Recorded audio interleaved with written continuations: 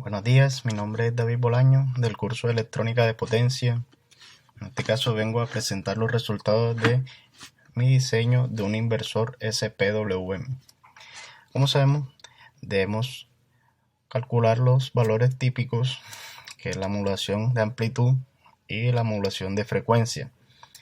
Para mi caso, trabajé con los valores de 0.7, 21, un voltaje pico de 4 voltios. A partir de esto, podemos calcular nuestra señal portadora, en este caso una señal triangular. Realizamos los cálculos ya que tenemos la modulación de amplitud y la modulación de frecuencia. Tenemos que nuestro voltaje triangular es de 5.7 y la frecuencia triangular va a ser de 3150 Hz. Aquí tenemos las especificaciones de nuestro inversor. El voltaje de entrada va a ser de 10 voltios, el voltaje de salida 120 voltios RMS y una frecuencia de 150 Hz. Con los valores calculados hasta el momento podemos realizar el diseño de la etapa de control de nuestro inversor unipolar utilizando unos amplificadores. El primero sería no operacional para invertir la señal senoidal. El segundo, el U1B y el U1C serían los comparadores para poder ingresar al amplificador operacional como diferenciador no amplificador, para así obtener nuestra señal SPWM. Como podemos observar en la figura 2, tenemos nuestras señales generadas, la senoidal, la desfasada y la señal triangular. Y acá en la figura 3 tenemos nuestros comparadores y ya nuestra señal SPWM generada. A partir de esto podemos hallar ya cálculos matemáticos para trabajar con los valores reales o los valores simulados en este caso. La modulación de amplitud, realicé los cálculos, me dio 0.69 y la modulación de frecuencia 20.6 y el voltaje pico de la señal triangular 5.75 y la frecuencia triangular 3100 Hz. Y aquí tenemos los parámetros con los valores de la simulación. A partir de esto podemos generar nuestra etapa de drivers. Como sabemos, la señal SPW no tiene nivel suficiente para excitar las puertas de los interruptores de potencia, los MOSFET.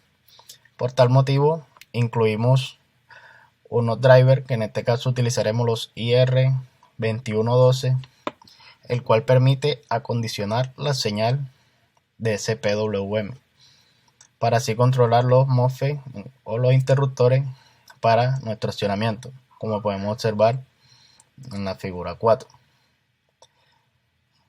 para poder así generar nuestro puente H. Aquí tenemos las señales de nuestro driver para saber los niveles de voltaje de nuestro driver, para saber qué MOSFET utilizar para cerrar y abrir nuestro circuito. Como podemos ver, los niveles que maneja son de 9 voltios y por debajo de menos 9.75 voltios. Por eso utilizaremos un MOSFET IRFZ14, el cual tiene un voltaje, niveles de voltaje indicados por el fabricante de más o menos 20 voltios. Así que así podemos proceder a construir nuestro puente H y realizar la configuración para el filtro pasabajo.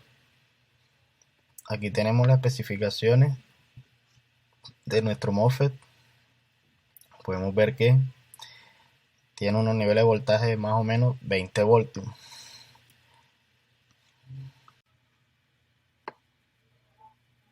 Ahora bien, a partir de las ecuaciones para el diseño del filtro pasabajo, calculamos los parámetros para dicho filtro, pero utilizando los valores obtenidos en nuestra simulación.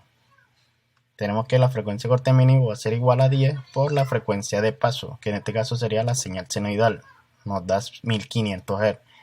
En la frecuencia de corte máximo sería la frecuencia máxima eliminar, que sería la señal triangular sobre 10.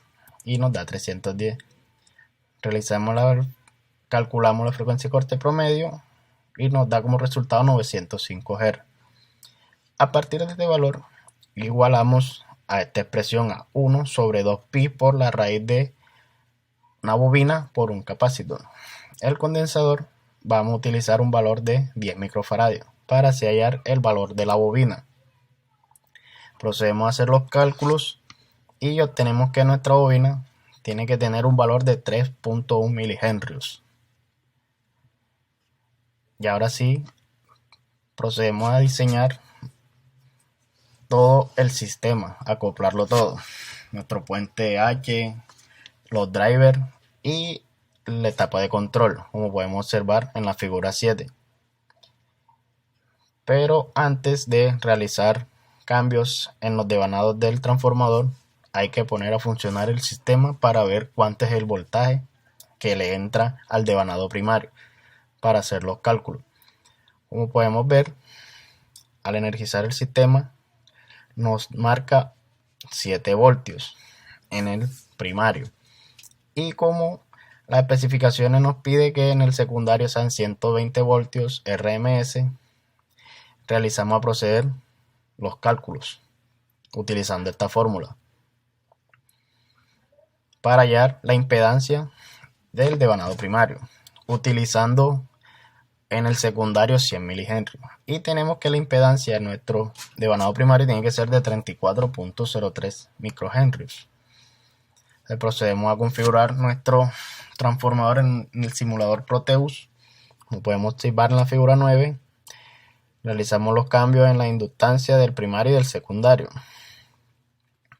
Energizamos nuestro sistema nuevamente y podemos observar que las señales de entrada en nuestro primario del transformador son de 2.5 voltios, alrededor de 2.5 voltios. Entonces, al mirar en la figura 11, tenemos que en nuestro primario están entrando 2.8 voltios. Tenemos también que en la salida tenemos 144 voltios en nuestro medidor. Y en nuestro osciloscopio tenemos la señal antes de aplicar el filtro pasabajo y la señal al aplicar el filtro. Podemos observar que tenemos una señal senoidal pura. Podemos observar aquí en la figura 11. Entonces, nos marca aquí un pico de 207. Este valor es el voltaje RMS, el cual se calcula multiplicando ese valor por 0.707. Tenemos que el voltaje del secundario es de 146 voltios. ¿Por qué lo dejamos así? Porque hay que tener presente las caídas de tensión en los sistemas, que nunca están libres de este problema. Entonces aquí podemos observar todo el proceso. Obtuvimos una señal senoidal pura. Muchas gracias.